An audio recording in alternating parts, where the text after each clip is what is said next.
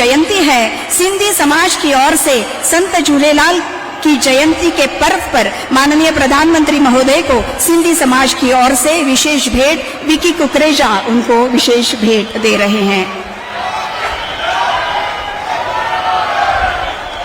और हम सब मिलकर एक बार जोरदार तालियों के साथ माननीय पंतप्रधान महोदय जी का स्वागत करेंगे। और इस सभा को आगे बढ़ाते हुए मैं यहाँ पर सम्मान के साथ आमंत्रित करती हूँ नागपुर लोकसभा क्षेत्र के उम्मीदवार, हम सबके चहेते माननीय नामदार श्री नितिन जी गडकरी। इनसे निवेदन है कृपया हमें संबोधित करें।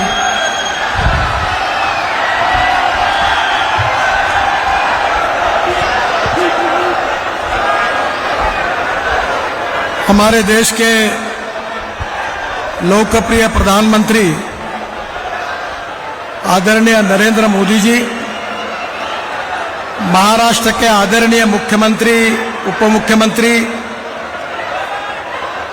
यहाँ उपस्थित आदरणीय रामदास आठवले, प्रफुल्ल पटेल जी, अशोकराव चौहान, हमारे रामटेक लोकसभा क्षेत्र के उम्मीदवार राजू पारवे, भारतीय जनता पार्टी के प्रदेश के अध्यक्ष चंद्रशेखर बावनकुळे, मंच पर उपस्थित सभी सांसदगण, विधायकगण और उपस्थित सभी भाई और बहनों, सबसे पहले आज मैं नागपुर जिले में आदरणीय प्रधानमंत्री मोदी जी का मनपूर्वक स्वागत करता हूं, उनको बहुत बहुत धन्यवाद देता हूं और उनको ये विश्वास दिलाता हूं कि हमारी विदर्भ की जनता उनके नेतृत्व में विदर्भ की पूरी सीटें 10 की 10 लोकसभा की सीटें हमारे पक्ष में रहेगी और हम विजयी होंगे, ये भी विश्वास उनको देता हूं। आप सबको पता है कि आप पूरा विदर्भ का विकास कैसा हुआ, नागपुर जिले का कैसा हुआ और नागपुर शहर का कैसा हुआ, यह आपने देखा है। आदरणीय मोदी जी ने हमारी मेट्रो का भूमि पूजन किया था,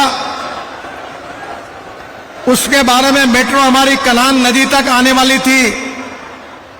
अब यह निर्णय हुआ है कि कनान नदी पर मेट्रो पुल बनाएगी और कन्हान गांव तक मेट्रो आएगी, इसका निर्णय हुआ।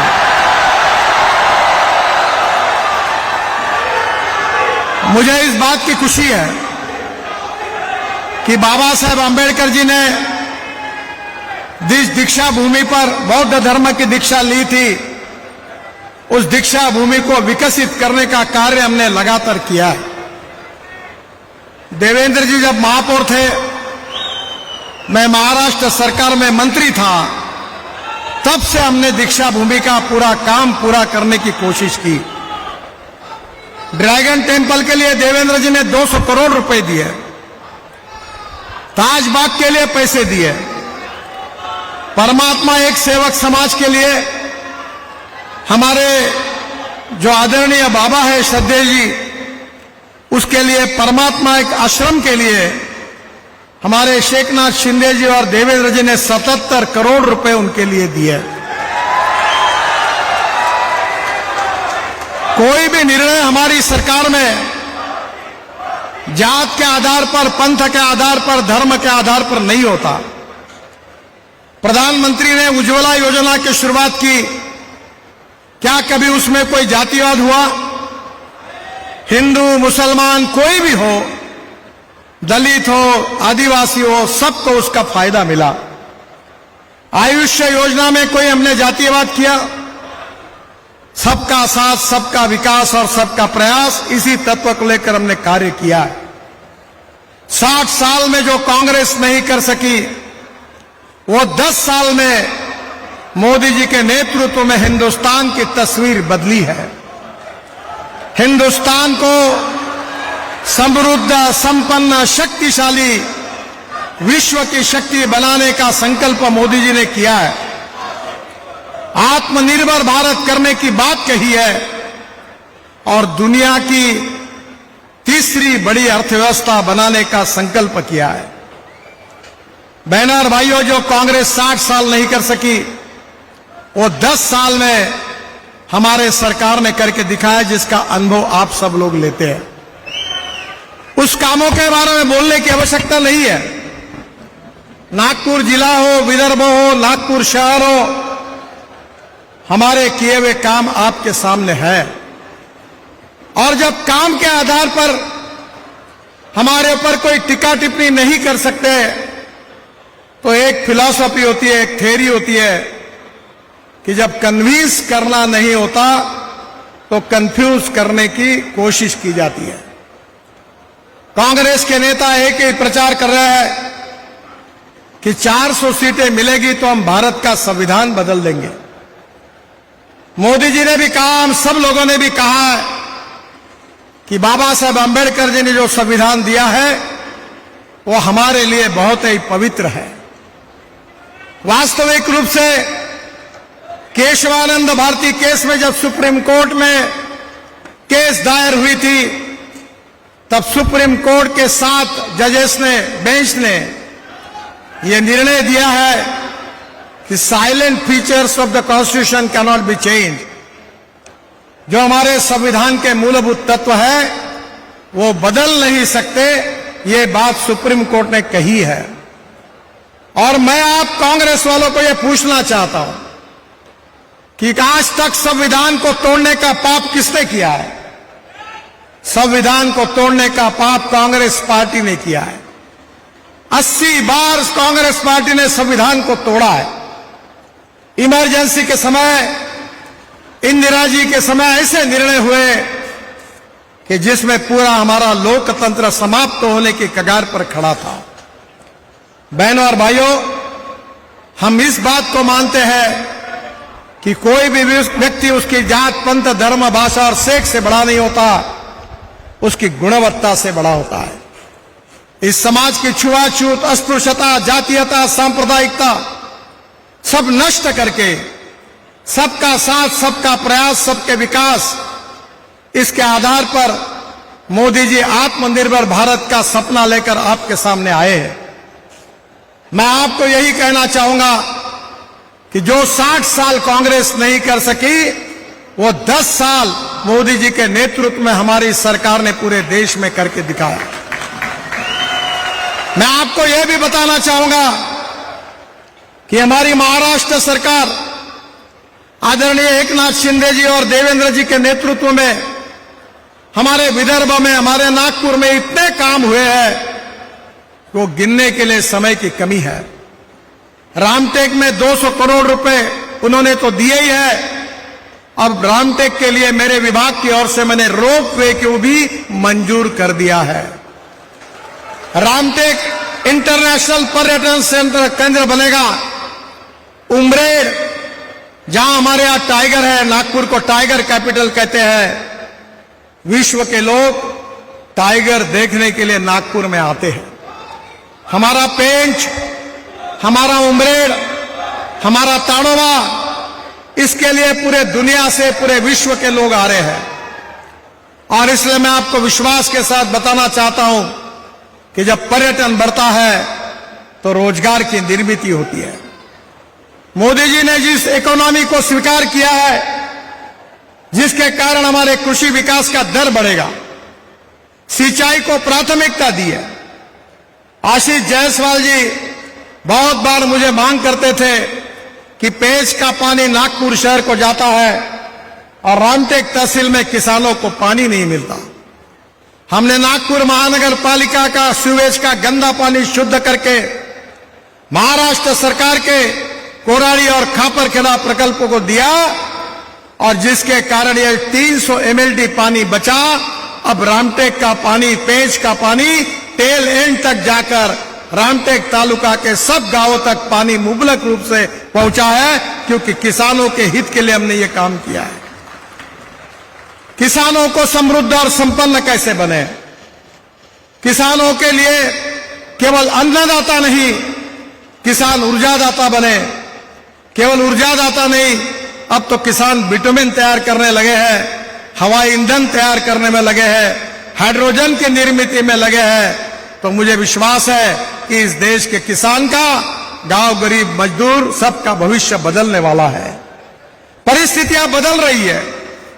बिहार में 68,000 नागपुर शहर और जिले के युवाओं को रोजगार मिला है और अगले 5 साल में मैं आपको विश्वास दिलाता हूं कि नागपुर शहर और जिले में कम से कम 1 लाख युवाओं के हाथों को काम मिलेगा।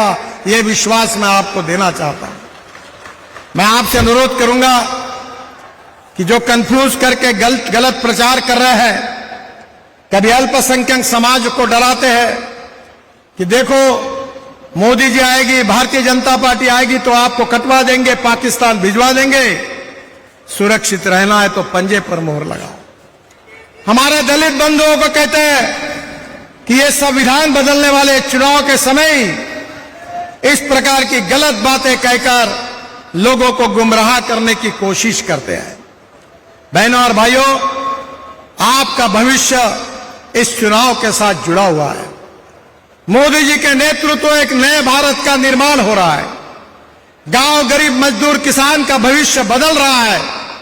युवाओं को रोजगार मिलने वाला है और मिल रहा है। किसान समृद्ध संपन्न हो रहे हैं। स्मार्ट सिटी नहीं, अब स्मार्ट विलेज का निर्माण होने वाला है। और इसलिए कोई अपप्रचार पर विश्वास न रखते हुए रामटेक लोकसभा क्षेत्र से राजू पारवे हमारे उम्मीदवार हैं। एक लोकप्रिय विधायक के रूप में उन्होंने उमरेड विधानसभा क्षेत्र में अच्छा कार्य किया है। मैं आप सबसे अनुरोध करूंगा कि उनको प्रचंड मतों से विजयी करिए और आपकी सेवा करने का अवसर दीजिए। और मेरा विश्वास है कि फिर से एक बार नागपुर जिले की जनता, विदर्भ की जनता, महाराष्ट्र की जनता, यह छत्रपति शिवाजी महाराज, महात्मा ज्योतिबा फुले, बाबा साहेब अंबेडकर, इनका महाराष्ट्र है। और मेरा विश्वास है कि इस महाराष्ट्र का सामाजिक आर्थिक विकास के लिए फिर से एक बार मोदी जी के नेतृत्व में महायुति का समर्थन यहां की जनता करेगी, ऐसा मुझे पूरा विश्वास है। मैं फिर से एक बार आप सबकी ओर से, नागपुर शहर, नागपुर जिले की जनता की ओर से मोदी जी का हृदय से बहुत बहुत स्वागत करता हूं और उनको विश्वास देता हूं कि यहां से 100% हमारी जीत होगी और आपकी मेजॉरिटी में विदर्भ का योगदान बहुत बड़ा रहेगा, ऐसा विश्वास व्यक्त करते हुए मैं अपनी बात समाप्त करता हूं। मेरे साथ जोर से कहिए, भारत माता की, भारत माता की, भारत माता की। धन्यवाद।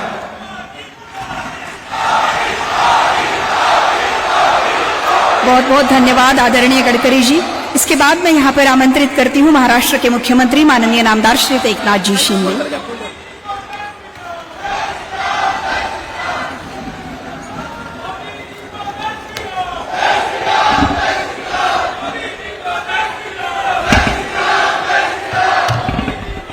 छत्रपति शिवाजी महाराज की जय। भवानी, जय श्री राम, जय जय श्री राम।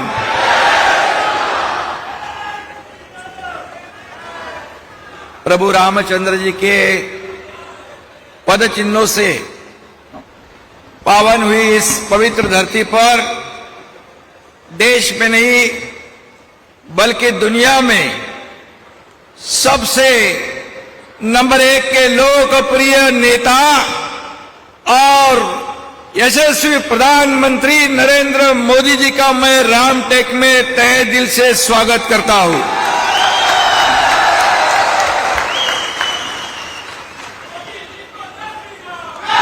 उपस्थित हमारे लोकप्रिय उप मुख्यमंत्री देवेंद्र जी हैं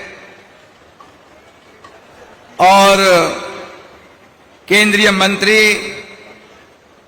आदरणीय हमारे नितिन गडकरी जी, प्रफुल्ल पटेल जी, रामदास आठवले जी, सभी मंच पर उपस्थित महानुभाव। समय कम है इसलिए मैं सबका नाम नहीं ले पा रहा हूं।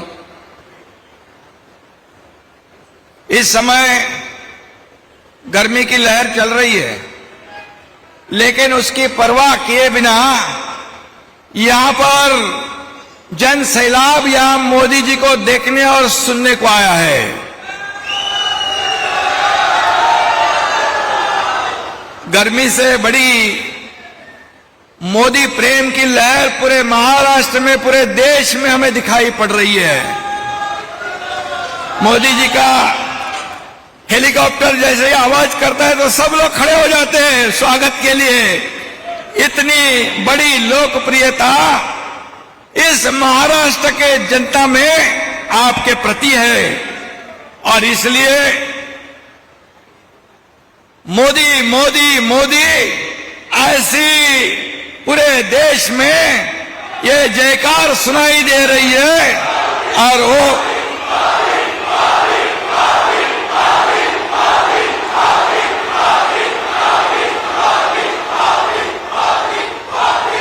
प्रभु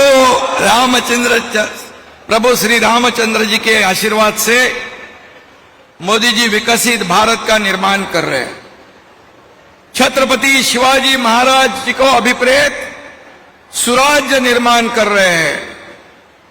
इसलिए सिर्फ हर घर मोदी नहीं, अब मन मन मोदी है, और ये पूरे देश में दिखाई पड़ रहा है।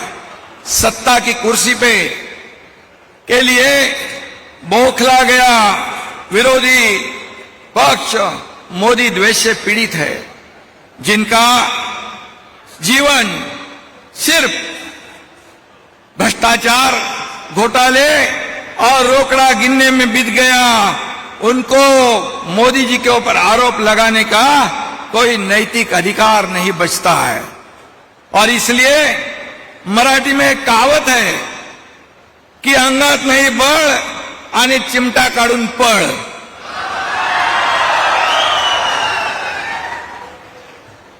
ऐसी उनकी हालत है। यदि मोदी जी के ऊपर आरोप करते हैं, बार बार आरोप करते हैं, लेकिन मोदी जी जरा भी ध्यान नहीं देते। अगर वो जरा भी नजर घूम गई उनकी, तो फेसबुक लाइव करने वाले के मुंह से फेस मतलब झाग निकल आएगी। लेकिन एक कहावत है, हाथी चलता है बाजार, मैं नहीं बताऊं, मैं बोलूंगा नहीं। लेकिन जितने भी विपक्ष मोदी जी की आलोचना करेंगे, 2014 को आलोचना की, आरोप किया, ये देश की जनता ने उनको घर पे बिठा दिया। 2019 को आरोप लगाया, जनता ने उनके विरोधी पक्ष विपक्ष के नेता के इतने भी खासदार सांसद नहीं चुनने आने दिए। और अब भी 2024 में ये इतना आरोप लगा रहे हैं कि मुझे लगता है अब सब रिकॉर्ड मोदी जी तोड़ेंगे, क्योंकि देश की 140 करोड़ जनता आज मोदी जी के साथ है, और उन्होंने गारंटी ली है मोदी जी को फिर एक बार। और इसलिए एनडीए के पास आत्मविश्वास है और इंडिया अलायंस के पास अहंकार है। तो आत्मविश्वास विजय की ओर ले जाता है और अहंकार विनाश की ओर ले जाता है। और इसलिए प्रभु रामचंद्र जी ने अहंकारी रावण का नाश किया था, यही रामटेक है, प्रति अयोध्या कहते हैं। और यहां पर इंडिया अलायंस के अहंकार की लंका देश की जनता जलाकर खाक कर देगी, ये ऐसा विश्वास और पूरा माहौल दुनिया देश पे है। और उनकी नीति ना नियत है, ना नीति है, ना निर्णय है।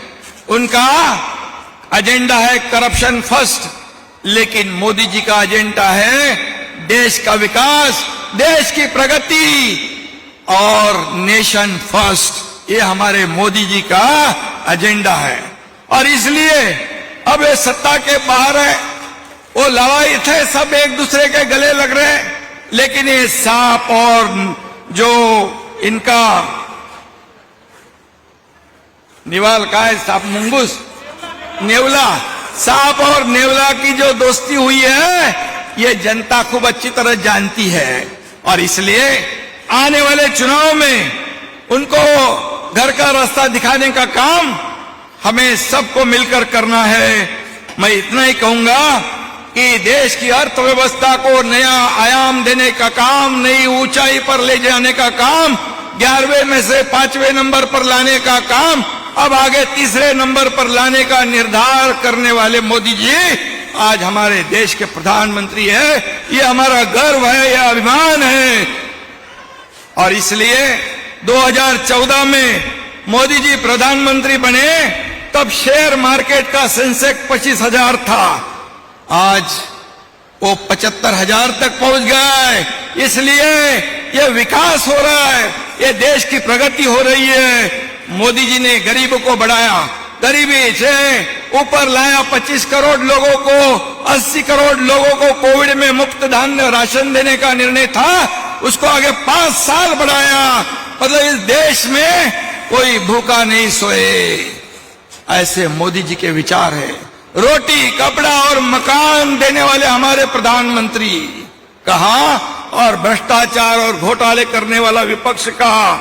एक आदिवासी समुदाय की बेटी को इस देश के सर्वोच्च पद पर बिठाने वाले मोदी जी, और यहां पर उनको राष्ट्रपति बनाया, और हमारे देश के बेटी को राष्ट्रपत्नी कहकर अपमान करने वाले कांग्रेस कहां पर। और इसलिए इस देश की आदिवासी जनता ये कांग्रेस को आने वाले चुनाव में पूरी तरह इसका बदला जरूर लेंगे, क्योंकि दलित आदिवासी को सिर्फ कांग्रेस वोट बैंक करके इस्तेमाल करती थी, लेकिन मोदी जी ने उनके जीवन में बदलाव लाने का काम किया है, उनका जीवन बदल डालने का काम किया है, और उनके जीवन को बदलने का गारंटी ली हुई है। यह फर्क है। और इसलिए मैं इतना ही कहूंगा कि इस देश के हर वर्ग को, किसान हो,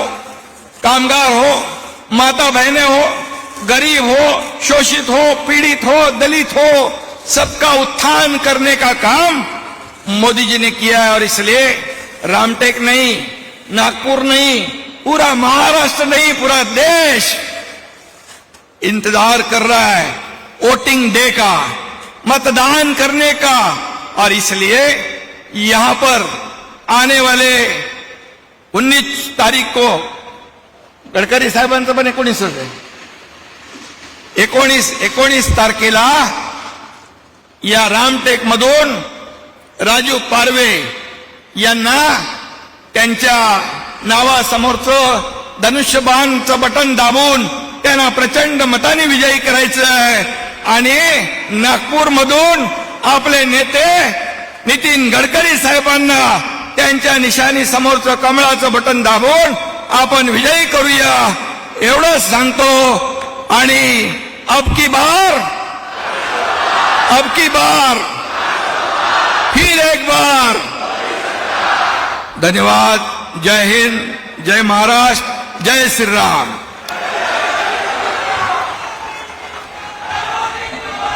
बहुत बहुत धन्यवाद आदरणीय मुख्यमंत्री महोदय। और अब हम सब मिलकर तालियों के साथ आमंत्रित करते हैं हमारे यशस्वी प्रधानमंत्री, कर्मयोगी, परम आदरणीय श्री नरेंद्र जी मोदी को। आपसे निवेदन है, कृपया हमें मार्गदर्शन करें।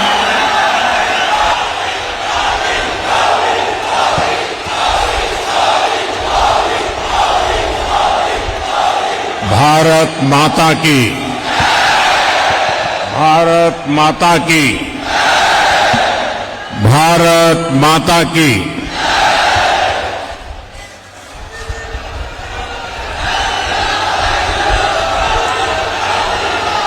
प्रभू श्री रामचंद्राच्या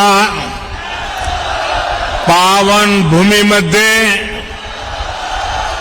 आणि श्री रघुजी भोसले महाराजांच्या शौर्याचा वारसा लाभलेल्या या रामटेकाच्या पावन भूमीला माझा साष्टांग नमस्कार।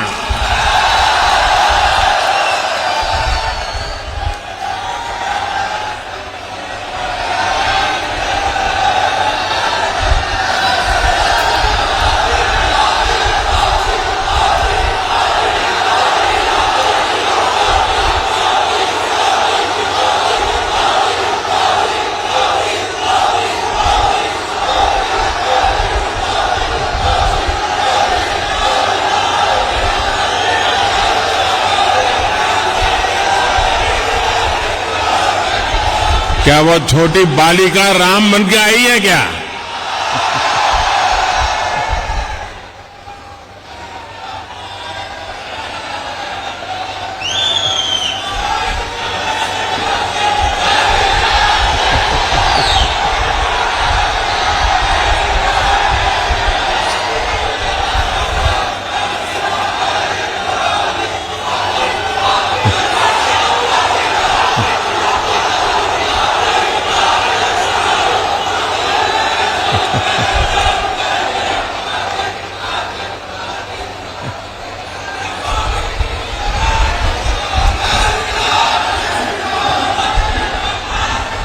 इस पावन धरा से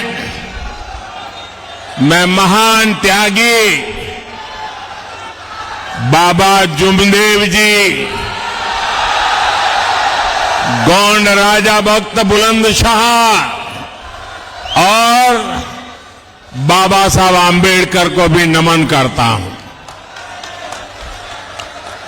यहां बाबा जुमदेव जी ने परमात्मा एक सेवा मंडल, इसके माध्यम से जो नशा मुक्ति का अभियान चलाया है, उसकी जितनी प्रशंसा की जाए वो कम है। मैं इस अभियान से जुड़े सभी लोगों की सराहना करता हूं।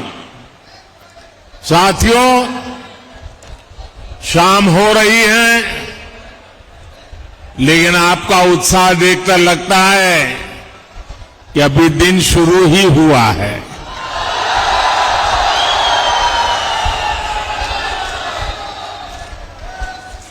ये आपका उत्साह उमंग को एक बार फिर अपनी जरा मोबाइल की फ्लैश लाइट कीजिए। सबके सब। मैं फिर पूछता हूं, आपको लाइट क्यों की? ये आपकी फ्लैश लाइट से आपके आशीर्वाद सीधे सीधे यहां पहुंच रहे हैं। ये आपकी फ्लैश लाइट 19 तारीख को ज्यादा से ज्यादा मतदान करने का संकल्प है। यह जोश है जो संदेश दे रहा है। फिर एक बार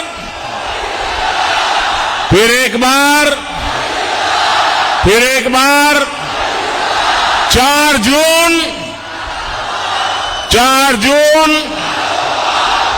जून भाई और बहनों, 19 अप्रैल को आपको सिर्फ एक सांसद नहीं चुनना है, आपको अगले 1000 साल के भारत की नींव मजबूत करने के लिए मतदान करना है। आपको विकसित भारत के संकल्प के लिए मतदान करना है। साथियों, आजकल ये टीवी वाले, मीडिया वाले चुनाव को लेकर लगातार सर्वे दिखा रहे हैं। इस सर्वे में एनडीए की बम्पर जीत दिखाई दे रही है, लेकिन मैं आज मीडिया वालों की मदद करना चाहता हूं। ये सर्वे के पीछे ये मीडिया वाले इतना खर्चा क्यों करते हो भाई? इनको पैसा बचाने का एक फॉर्मूला आज मैं देना चाहता हूं। जब मोदी को गालियां बढ़ जाएं तो रुझान समझ जाइए। फिर एक बार जब ये लोग मेरे स्वर्गीय पिताजी या माताजी को गाली देने लगे तो समझ जाइए। फिर एक बार जब ईवीएम पर सवाल उठने लगे तो रुझान समझ जाइए फिर एक बार। साथियों, आजकल ये इंडी गठबंधन वाले और उनके लोग ये झूठ भी फैला रहे हैं कि मोदी तीसरी बार सरकार में आया तो लोकतंत्र और संविधान खतरे में पड़ जाएगा। अभी नितिन जी ने उसका बड़ा जम करके जवाब दिया है। मैं जब से राजनीति में आया हूं, ये कोई ऐसा चुनाव नहीं गया है जिसमें उन्होंने ये घिसी पीटी कथा न सुनाई हो। अटल जी की सरकार बनी तब भी ऐसे ही गीत गा रहे थे। इसका मतलब इनकी बैंकरप्सी इतनी है कि इनके पास कोई नया आइडिया भी नहीं है। इमरजेंसी के दौरान क्या लोकतंत्र खतरे में नहीं पड़ा था? पूरब से पश्चिम तक, उत्तर से दक्षिण तक, अगर इन लोगों के परिवार का सरकार का एक प्रकार से कब्जा था, चारों तरफ वही नजर आ रहे थे, क्या उस समय लोकतंत्र खतरे में नहीं पड़ता था? एक गरीब का बेटा जैसे ही देश का प्रधानमंत्री बन गया, इन्हें लोकतंत्र और संविधान खतरे में दिखाई देने लगा। ये इंडी गठबंधन वाले कभी गरीब को आगे बढ़ते हुए नहीं देख सकते।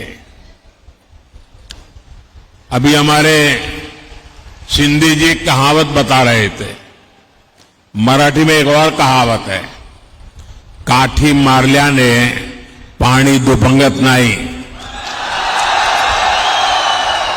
यानी पानी में जितनी लाठी मारी जाए, पानी में कभी भेद नहीं हो सकता है। गरीब के इस बेटे पर ये लोग चाहे जितना हमला करें, मोदी देश की जनता की सेवा के संकल्प से पीछे नहीं हटेगा। साथियों, ये इंडी गठबंधन वाले पूरी ताकत से देश के लोगों को बांटने में जुटे हैं। वो जानते हैं कि देश के लोग एकजुट हो गए तो इंडी गठबंधन वालों की राजनीति खत्म हो जाएगी। इसलिए मैं महाराष्ट्र के लोगों से कहूंगा, देशवासियों से कहूंगा, एकजुट होकर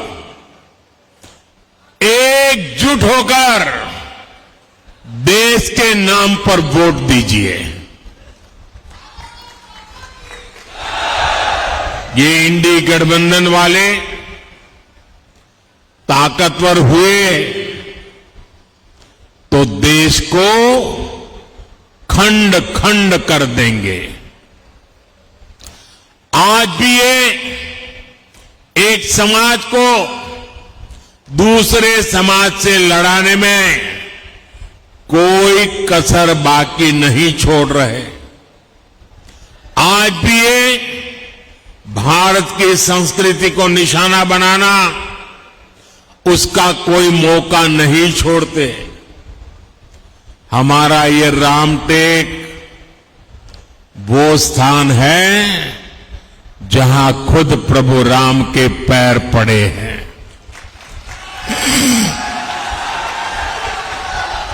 इस बार रामनवमी पर अयोध्या में हमारे रामलला टेंट में नहीं, भव्य मंदिर में दर्शन देंगे। 500 साल बाद ये पल आ रहा है। सो रामटेक को, पूरे महाराष्ट्र को, पूरे देश को अद्भुत आनंद हो रहा है। लेकिन हम ये न भूलें कि जब प्राण प्रतिष्ठा का अवसर आया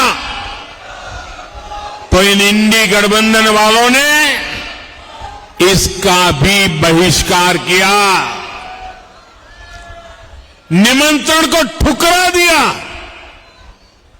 ये लोग सनातन पर हमले करते हैं, सनातन को खत्म करने की सौगंध लेने वालों के साथ रैलियां करते हैं। साथियों, आजकल नवरात्रि का पर्व है, शक्ति की उपासना का पर्व है।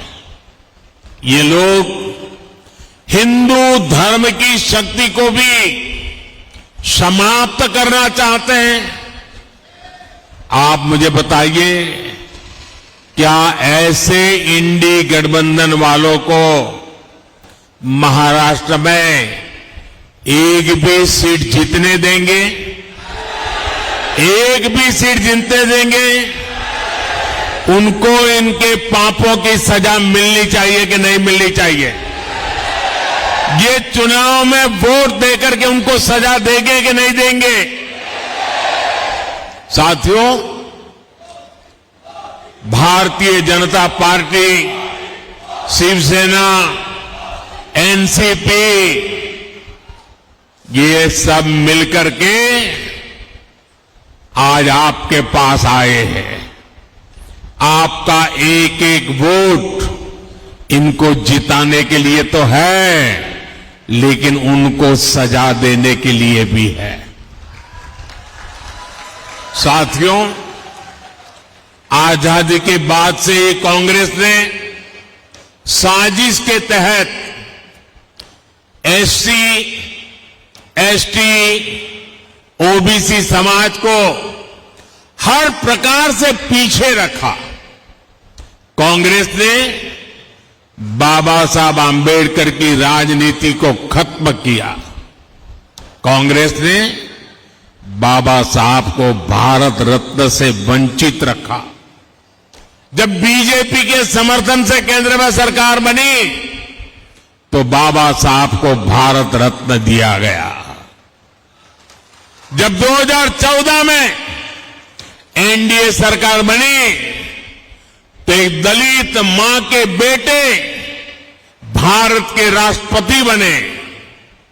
जब 2019 में फिर एनडीए सरकार बनी तो एक आदिवासी मां की बेटी पहली बार देश की पहली नागरिक राष्ट्रपति बनी। एनडीए सरकार में हमने रिकॉर्ड संख्या में ओबीसी समाज से मंत्री बनाए। साथियों, ये एनडीए सरकार है जिसने ओबीसी कमीशन को संवैधानिक दर्जा दिया। ये एनडीए सरकार है जिसने मेडिकल की पढ़ाई में ओबीसी के लिए आरक्षण तय किया। एनडीए सरकार थी जिसने अलग आदिवासी मंत्रालय बनाया। 10 वर्षों में आदिवासी कल्याण का बजट 5 गुना बढ़ा है। एनडीए सरकार की नीतियों के कारण ही स्कूल कॉलेज में एससी, एसटी, ओबीसी युवाओं का नामांकन बहुत अधिक बढ़ा है। भाइयों और बहनों, सबका साथ, सबका विकास का हमारा ये मंत्र संविधान की सच्ची भावना है। लेकिन परिवारवादी पार्टियों ने हमेशा संविधान की इस भावना का अपमान किया, सामाजिक न्याय का झूठ बोलकर ये लोग सिर्फ अपने ही परिवार को आगे बढ़ाते रहे। इन लोगों के राज में दशकों तक एससी, एसटी, ओबीसी परिवार मूल सुविधाओं से वंचित थे। गरीब को सुविधाओं देने का काम, उसकी चिंता कम करने का काम ये गरीब मां के बेटे मोदी ने किया है। आज जब मोदी 100% लाभार्थियों को 100% योजनाओं के लाभ की गारंटी देता है, तो यही सच्चा सामाजिक न्याय है, यही सच्चा सेक्युलरिज्म होता है, क्योंकि उसमें भेदभाव की कोई संभावना ही नहीं बचती। उसमें जो हकदार है वो छूट नहीं जाता। 100% लोगों को उसका हक का जो लाभ है उसे पहुंचता है, और उसके कारण भ्रष्टाचार की दुकान भी बंद हो जाती है। गरीब को पक्के घर देने की गारंटी हो, मुफ्त राशन देने की बात हो, मुफ्त इलाज की बात हो, टॉयलेट, बिजली, पानी, गैस कनेक्शन की गारंटी हो, मोदी की इन गारंटियों के बहुत बड़े लाभार्थी एससी, एसटी, ओबीसी परिवार ही है। जिन आदिवासी बाहुल्य जिलों को पहले पिछड़ा मानकर छोड़ दिया गया था, 10 वर्षों में वहां विकास की नई आशा जगी है। इसका परिणाम यह है कि 25 करोड़ देशवासी गरीबी से बाहर निकले हैं। इसमें आकांक्षी जिलों ने, एस्पिरेशनल डिस्ट्रिक्ट ने बेहतरीन प्रदर्शन किया है। इसलिए मैं कहता हूं कि जब नीयत सही तो नतीजे भी सही। भाई और बहनों, ये कांग्रेस है जिसने एक देश, एक संविधान लागू नहीं होने दिया। ये आज संविधान के नाम पर झूठ फैलाने वाले लोग, मैं उनको सवाल पूछता हूं, अगर आपके लिए संविधान इतनी अहमियत थी तो आपने बाबा साहब आंबेडकर के संविधान को पूरे हिंदुस्तान में लागू करने की हिम्मत क्यों नहीं दिखाई? 70-75 साल तक बाबा साहब आंबेडकर का संविधान पूरे हिंदुस्तान में लागू नहीं हुआ था। कौन जिम्मेवार है? कौन जिम्मेवार है? कौन जिम्मेवार है? ये मोदी है जिसने कश्मीर से कन्याकुमारी बाबा साहब आंबेडकर के संविधान को लागू करके दिखाया। कांग्रेस ने जम्मू कश्मीर में अलगाव और आतंक को हवा देने वाला आर्टिकल 370 बनाए रखा। जम्मू कश्मीर का संविधान अलग था, हम सबका संविधान अलग था। 370 की एक दीवार खड़ी कर दी गई थी, और मोदी ने जब कहा 370 हटानी है तो कहते थे आग लग जाएगी। कहीं आग लगी भाई? आग लगी क्या? 370 हटी कि नहीं हटी? कश्मीर में संविधान लागू हुआ कि नहीं हुआ? बाबा साहब आंबेडकर की आत्मा जहां होगी, आज मोदी को और हम सबको आशीर्वाद देती होगी। लेकिन मोदी ने जब आर्टिकल 370 हटाया तो कांग्रेस के अध्यक्ष क्या कहते हैं? सुना है आपने? कांग्रेस के अध्यक्ष कहते हैं कि ये मोदी जहां जाते हैं वहां 570 370 बोलते हैं। अरे भाई, इसका 370 का राजस्थान में क्या लेना देना, आंध्र में क्या लेना देना? ये 370 हटाने से देश को फायदा क्या हुआ? क्या ऐसी भाषा कभी हम सुन सकते हैं क्या? ये भी कांग्रेस की दलित, आदिवासी, महिला विरोधी और वोट बैंक की राजनीति का जीता जागता प्रमाण है। मैं आपको समझाता हूं, आर्टिकल 370 हटने से जम्मू कश्मीर में इन सभी वर्गों को पहली बार संवैधानिक अधिकार मिला है। वहां मेरे एससी एसटी भाई बहनों को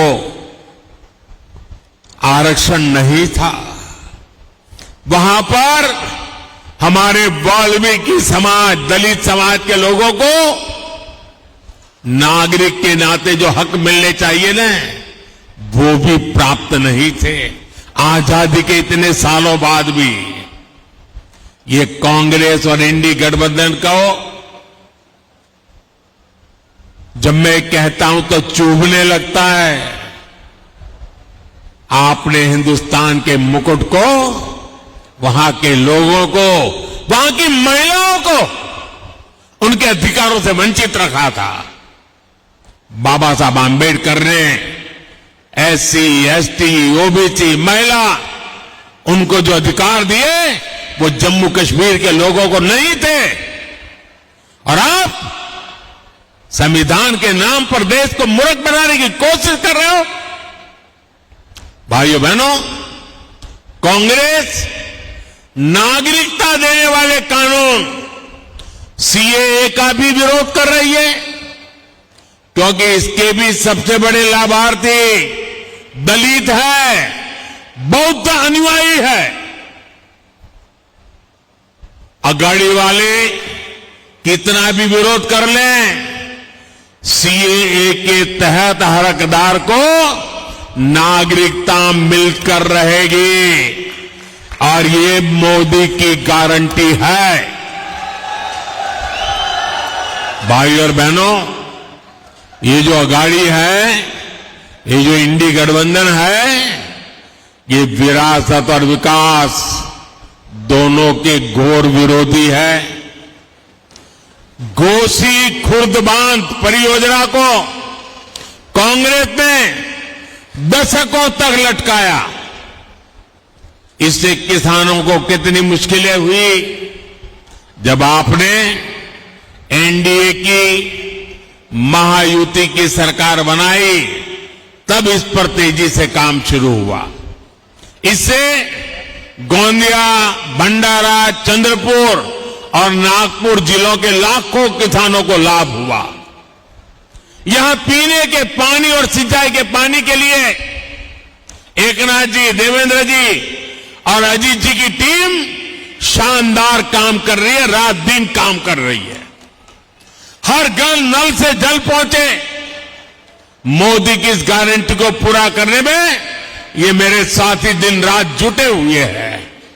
साथियों, विकसित भारत के निर्माण में हमारे किसान एक मजबूत स्तंभ है।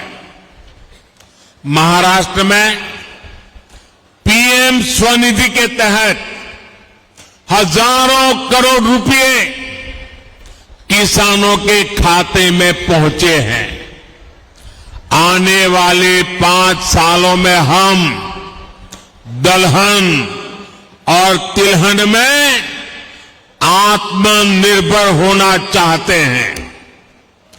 2014 से पहले कांग्रेस की सरकार ने करीब 600 करोड़ रुपए की दाल एमएसपी पर खरीदी थी और उस समय कृषि मंत्री कौन थे वो आपको मालूम है, याद है ना?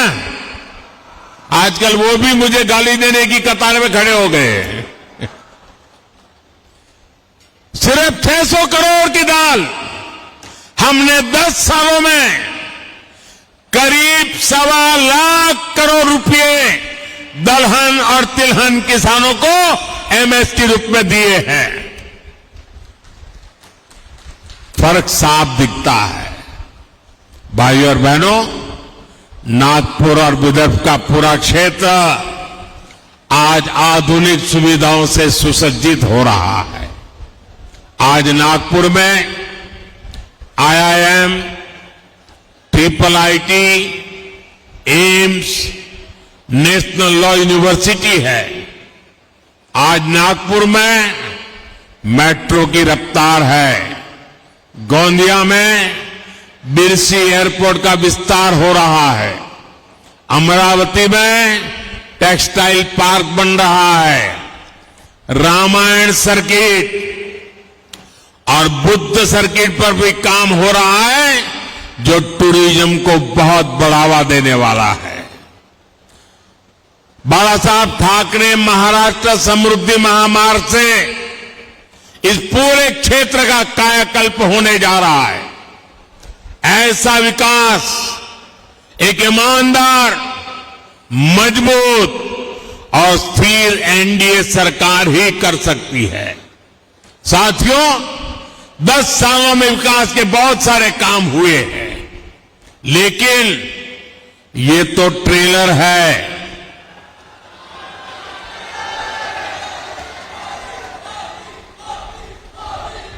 आजकल बड़ी बड़ी होटल में कोई खाना खाने जाता है ना, तो शुरू में थाली आने से पहले एपेटाइजर आता है। बड़ी चटाकेदार वानगियां आती हैं।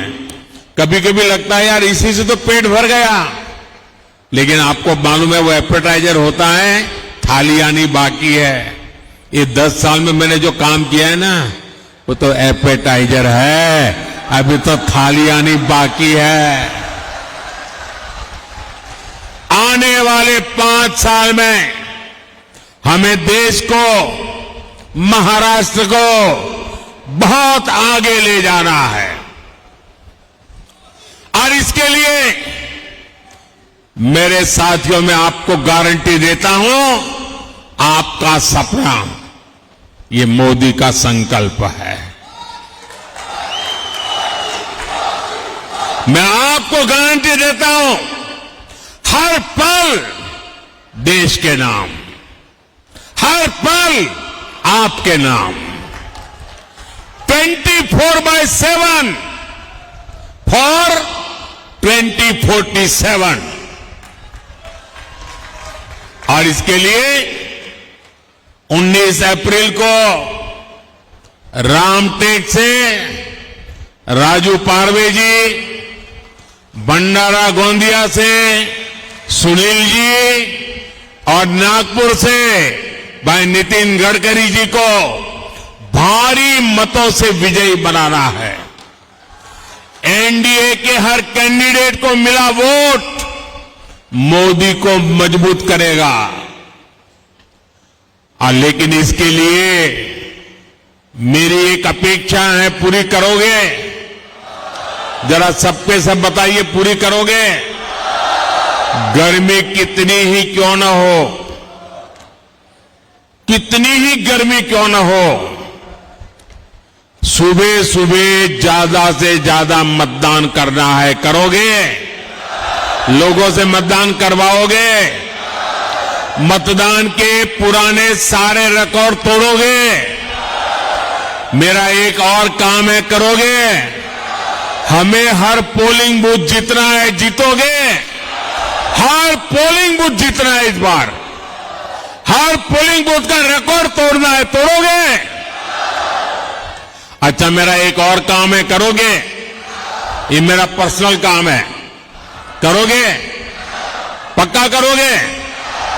देखिए, आप चुनाव प्रचार में घर घर जा रहे हैं, तो लोगों को जरूर घर में जाकर के बताना कि मोदी जी रामटेक आए थे और मोदी जी ने आप सबको राम राम कहा है। मेरे राम राम पहुंचा दोगे? हर घर में पहुंचा दोगे? जब माताओं बहनों को बुजुर्गों को मेरा राम राम कहोगे ना तो वो मुझे आशीर्वाद देंगे। वो आशीर्वाद मुझे ऊर्जा देता है आपके लिए जीने के लिए, आपके लिए जूझने के लिए, आपके लिए दौड़ने के लिए, आपके लिए दिन रात खपाने के लिए मुझे वहां से ताकत मिलती है। और इसलिए ये मेरा व्यक्तिगत काम है। आप घर घर जाकर के हर एक को मेरा राम राम पहुंचाओगे? पक्का पहुंचाओगे? मेरे साथ बोलिए भारत माता की, भारत माता की, भारत माता की। वंदे वंदे वंदे वंदे वंदे वंदे वंदे। बहुत बहुत धन्यवाद।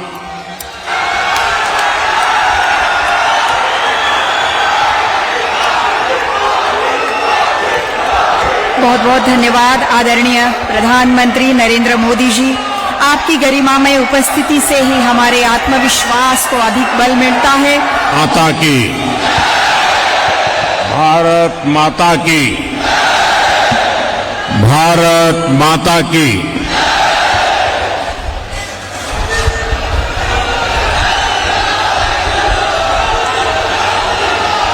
प्रभू श्री रामचंद्राच्या पावन भूमीमध्ये आणि श्री रघुजी भोसले महाराजांच्या शौर्याचा वारसा लाभलेल्या या रामटेकाच्या पावन भूमीला माझा साष्टांग नमस्कार।